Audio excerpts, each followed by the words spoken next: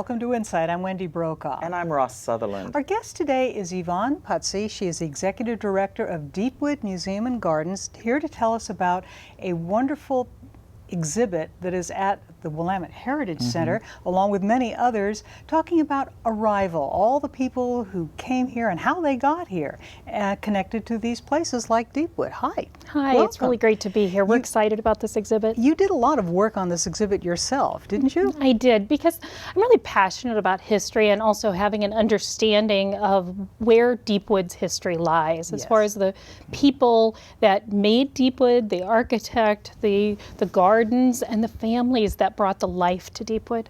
To those who don't know about Deepwood, could you give us a thumbnail sketch? Absolutely. Deepwood was built in 1894, so Queen Anne Victorian home. So all of those who are following Queen Victoria right now and those that storyline, they might be interested to know that our home was built during her reign. That's why we're known as a Victorian home. And Deepwood was commissioned by a man named Dr. Luke Port, and it was built by the man who later became Oregon's first state architect. Knighton was his last name.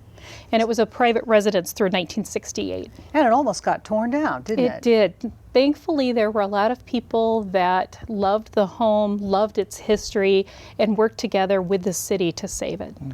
Well, tell us a little bit about your focus with the families, how they got here. Let's start with the first person who lived in the place. Right, so that would be Dr. Luke Port and his wife. And the Ports, when they had first moved here to Salem, they lived in another home, and they actually had a drugstore here in town, Port and Son, in honor of him and his son. And when they were having Deepwood built, the pharmacy at that point actually had been sold, and at that point Dr. Port was working more in trade and investment. And when they moved into Deepwood was 1894. At that point the home consisted of the house itself, the carriage house, which was a little bit more like a stable area at that point, and then also we had the gazebo that sits just below the house now. That was part of the original structure. They moved into the home in 1894, and they were only there for about 15 months. Wow. Oh. And there I found out that, as we suspected, their lineage was English, and Port actually was first generation coming to the U.S. He came over along with his twin brother as a young man, and during his adolescent time of life. From England, whereabouts? Yes, Suffolk area. What about the architect who actually built the place? He also was of English descent, and he had his family had been in the Midwest before moving here to the Willamette Valley. And that's one of the interesting things about the exhibit, is it's not just about people coming directly here from other countries in the immigration process, but also the process of moving from other parts of the U.S.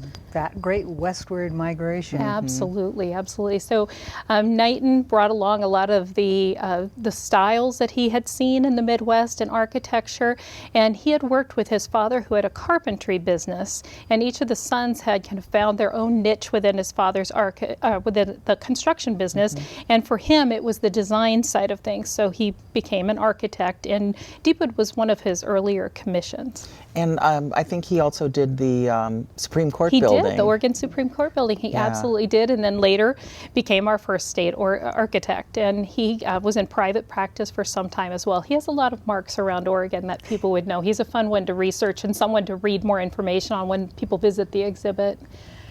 Well, what about the other families who lived there? What about their lineage? The second family that moved in was the Binghams, and I really feel a close connection with the Binghams because they came in with a little girl. Her name was Alice. Since she was a toddler when she moved into the house, I just really feel a connection to her because you think about her growing up in the home, and she was later even married in front of our fireplace in the front parlor. So there's just a lot of that little girl in our home today. And as far as their lineage, they were also of English descent, and Mr. Bingham was the second generation here to come to North America. They had actually come down from Canada prior to coming to Oregon, and his wife's family as well. When you think of Salem at that time, there were all these different accents and languages and stuff going on. Yes, it would have been a great thing to hear, wouldn't it? Yeah, the I mean, conversations? because they would have all had English accents. Absolutely. It's such a Yeah. tremendous amount of English. Yeah. When we get into all of our families, we're really seeing that English descent in the families that were at Deepwood, because the next family as well, the Binghams actually raised their daughter and were at Deepwood until their death. But then in the late 1920s, our third family came in, and that was Clifford and Alice, which we always call her Ala, because that's what her friends and family like to call her. And we also have the other little Alice. So Clifford and Ala came in the late 1920s, and they had that also English descent, and she did and he did as well. And then when we see another descent come in was when we get involved with Lord and Scriver, and we have our garden work Yes. coming about. The two famous architects. Absolutely. So we were intrigued Landscape by architects. yes, landscape architects. They were the first women to have a company that they owned here in the Pacific Northwest. Right. So very significant to us, and very significant to us at Deepwood, because they designed most of our gardens. So what will people see when they go to see the exhibit? Well, we did a display that tells of each of these families, the architect, the garden designers, and each of our three families who lived at Deepwood. So there will be a sign that tells about each of the families and more about their lineage and what brought those families to America. And then there will be a artifact to represent the different families. For instance, with the Binghams, we have a chocolate cup that they would have drank chocolate in. It actually belonged wow. to the Bingham family.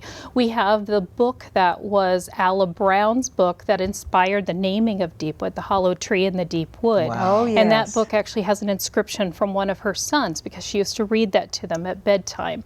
And then we also have one of the garden drawings that LNS did. So a variety of things to help people visually see, a pipe that Clifford Brown owned, those types of things that help get a sense of the real people that were there, not just names. Yeah, on paper or something. Yes. This is exciting. In the few minutes we have left, could you please tell us how people can get in touch with Deepwood? Absolutely. Do you have a website? Deepwoodmuseum.org. We keep it nice and simple. All of the information is there about coming to visit the home, membership, and any other way to get involved. Let's leave people with a look at Deepwood itself, all right? It's beautiful. Take a look.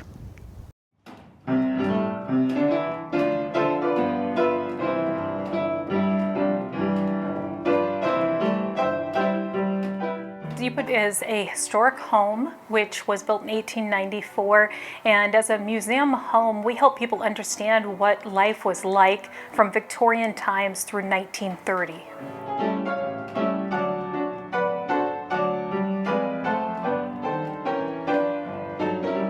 Deepwood is important because a lot of homes like this were lost to the city and other cities. So now we have a home that is preserved from Victorian times that helps people understand all that went into the home, the woodwork, the glasswork, the fine details of craftsmanship.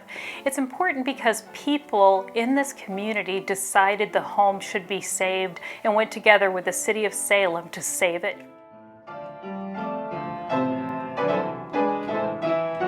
For more information about Deepwood Museum and Gardens, visit us at deepwoodmuseum.org.